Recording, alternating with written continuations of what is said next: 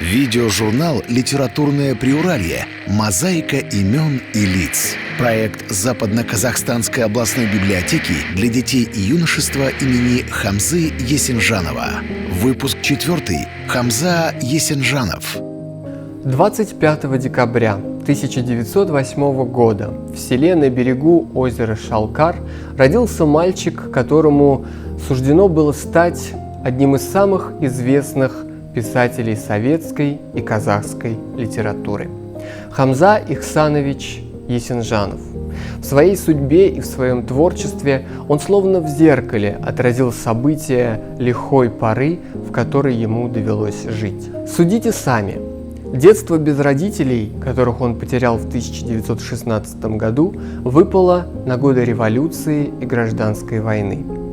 Юность выпала на становление нового государственного строя. Молодость пришлась на годы коллективизации и репрессий, расцвет творчества на период оттепели.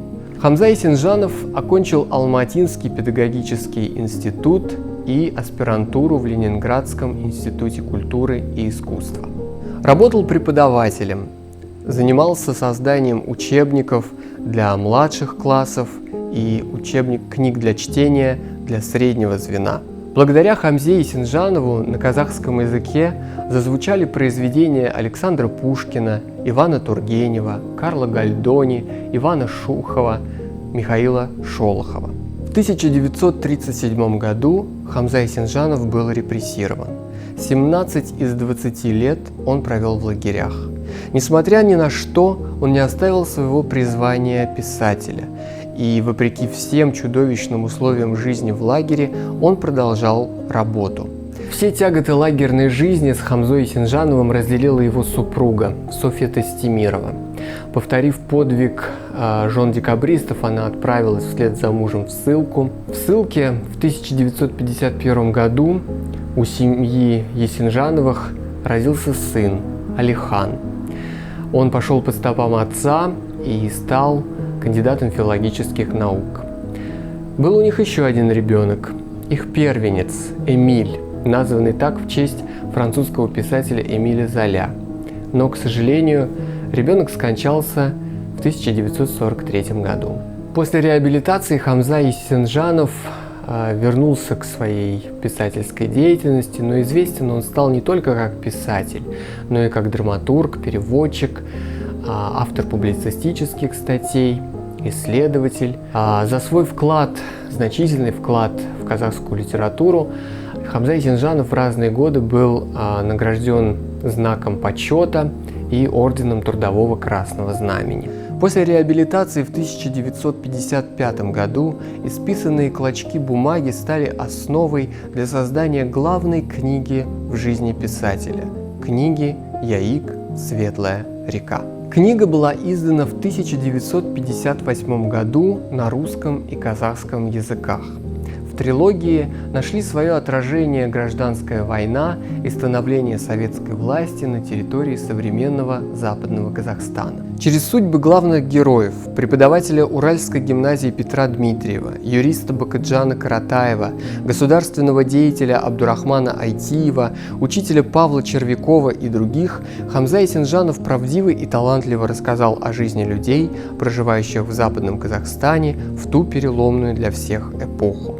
Вторая книга трилогии увидела свет в 1959 году. Завершающая часть эпопеи была издана в 1965. 2 года спустя Хамза Ихсанович Есенжанов был удостоен Государственной премии Казахской ССР за роман «Яик. Светлая река». Абдурахману, выросшему на Яике, все здесь казалось родным и близким. И рокот волн под яром, и одинокая рыбацкая лодка, и кудрявый зеленый берег, и речной ветерок, пахнущий камышом и рыбой. Он залюбовался рекой, чувствуя необычайный прилив сил и бодрости. До боли в глазах всматривался в уток, качавшихся на волнах у противоположного берега. Они казались черными поплавками. Было приятно слышать тихий говор реки, камышовый шелест и ни о чем не думать. Хамза Есенжанов, «Яик. Светлая река». В переводе на казахский язык название книги звучит «Акжаик». Светлые воды реки уносят все дурное, очищая имя человека от клеветы и тяжести прошлого. Спустя годы голос певца Светлой реки Хамзы Есенжанова говорит с читателями со страниц своих книг, рассказывая им о любви к родине и уча их доброте, справедливости и человеколюбию. Изумительно прекрасна степь весной. Вот как брошенная в траву сабля изогнулась река Барбастау. За нею гряда холмов в синеватой дымке. Чем дальше едешь вглубь степи, тем отчетливее видны эти холмы, они словно растут и сами набегают на тебя. А там, за кряжем Сарым-Шиккан, открывается бескрайняя равнина, сливающаяся с горизонтом. Она вся видна, как на ладони. Глядишь и не наглядишься на весеннюю степь. До того она роскошна и привлекательна. Ветерок колышет густые травы, волнами переливается простор. Радостно смотреть на степь, но не радостно в ней жить. Тихая, как заброшенный пустырь, дремлет она под полуденным солнцем. Разбудить, разбудить степь! Надо ехать туда, в эти дремлющие просторы, к народу. Надо звать людей к новой жизни, звать на борьбу. Теперь самое время. Да, теперь самое время. Хамза Есенжанов. Яик, Светлая река.